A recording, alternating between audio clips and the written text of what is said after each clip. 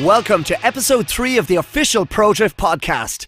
This week we bring you back to April of this year and to a cold Mondello Park for the first round of the Prodrift European Series.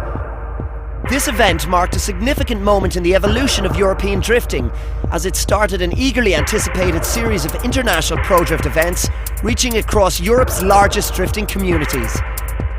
The Prodrift European Series is a brand new international competition that gathers the best sideways talent from Ireland, England, Scandinavia and mainland Europe across a 6-event championship.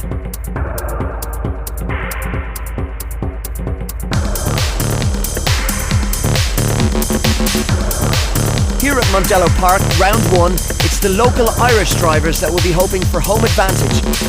Practice this morning was full wet, so it was, it's pretty depressing. You're coming in there maybe 20 miles an hour slower than dry. You really feel like you're not up to much, but it's the same for everybody, and it went well.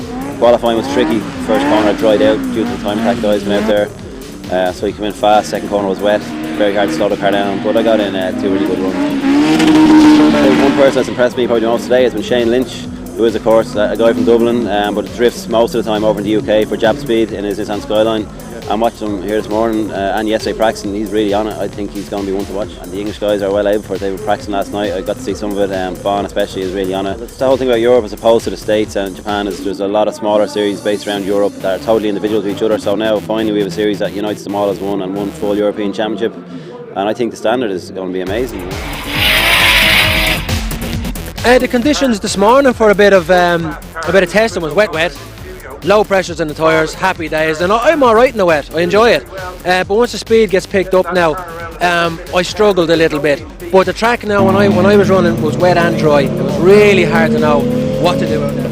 Coming into this year now, it's a different ball game altogether. I had some nice heat, but coming over here now to the Prodrift, boys are wild quick. I mean, the standard of Prodrift is unbelievable. Just for me to sit in the grandstand and watch the boys, it's awesome stuff. But if I qualify for this afternoon, which would be amazing, I don't expect it, and that's the truth. The standard is so high here, I don't expect it, but I had a good run or so we'll see how we go. Making his return to the Prodrift Series is 2006 champion Darren McNamara. His Falcon Tire Corolla returns from the USA to take on this new European Series, and he tells us a little about his new Formula Drift machine. Yeah, it's quite difficult when it gets wet here. You just get one kind of semi-dry line, and if you go off it at all, you can spin out so easily. So a bit of a disaster. It was half wet, half dry, but I was happy with my runs. They were up to standard, I don't know. Yeah, we've built a Saturn Sky. It's called. It's a little 2-seater front-engined sports car like an S2000. We've got a 6.7 litre V8, 720 horsepower. It's unbelievable. It's probably the most advanced drift car ever built to date. But it's such a high budget car that we were able to put the best of gear onto it. It was kind of put to me last year, it was like, you're not going to have a Corolla next year, or you're not going to be here, that kind of way. So we went to this new platform. It's probably the closest to a Corolla that we could get from something modern. It's actually the same wheelbase, and it's nice and light and manoeuvrable, so it's not that much of a difference. But the big thing is the throttle response and stuff. It's so easy to spin out because if you press the throttle an inch too much, this thing will swap ends with all the power, you know.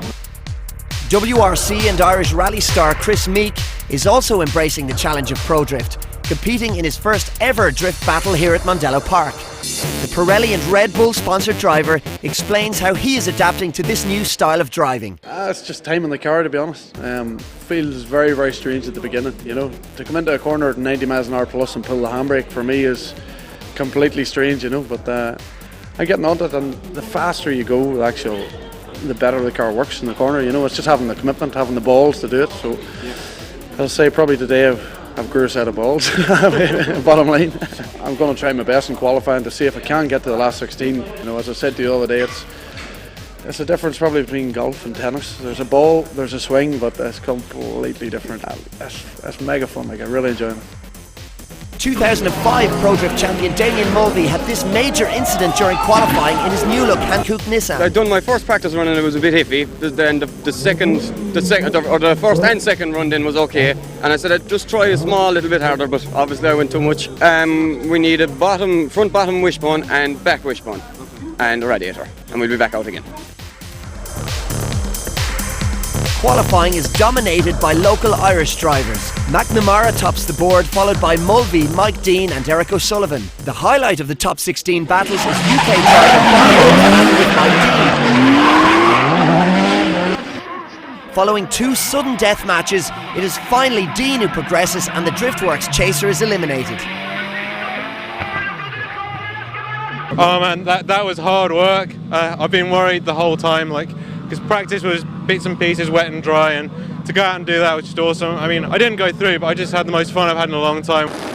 Another UK driver, Declan Hicks, also exits the competition in a much more spectacular fashion.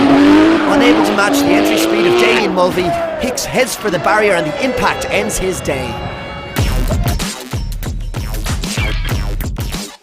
Top 8 highlights include this run between reigning Prodrift champion Eric O'Sullivan and James Dean. O'Sullivan's attack entering turn 2 results in contact between the 2 cars, and a 2-point penalty handed down by the judges effectively ends his chances against the Nexon Nissan of young James Dean. Martin French is continuing aggressive form at round 1, and this move on Damien Mulvey through turn 1 results in a spin and his elimination from the top 8.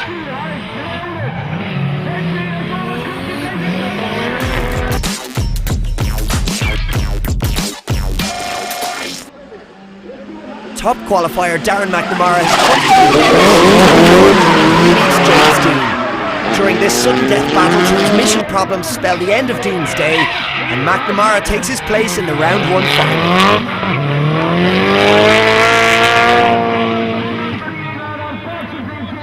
No, it went well, and the second run then he blew third gear going in. I don't know how we didn't hit, but everything is cool, everything's great. Hankook teammates Lenihan and Mulvey battle in the second semi-final. Choosing to attack from the start, Mulvey seeks to straighten during the transition before clipping the rear of Lenihan as the cars pass through turn 2. These mistakes are enough to eliminate Mulvey, and Alan Lenihan moves on to face McNamara in the final.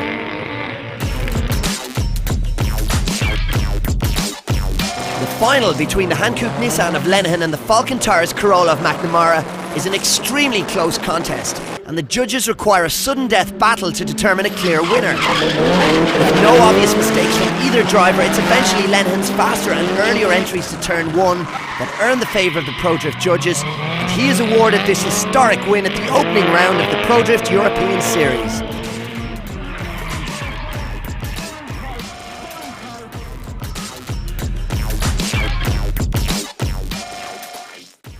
Make some noise for Alan Lenihan!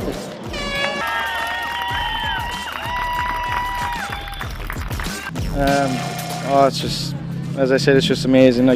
Even when I entered the top 16, as I said to you earlier, it was just amazing to be in the top 16 of the first round of the European Series.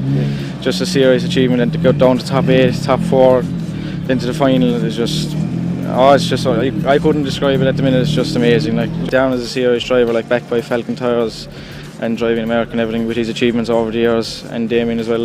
There's 2 serious drivers since the very beginning.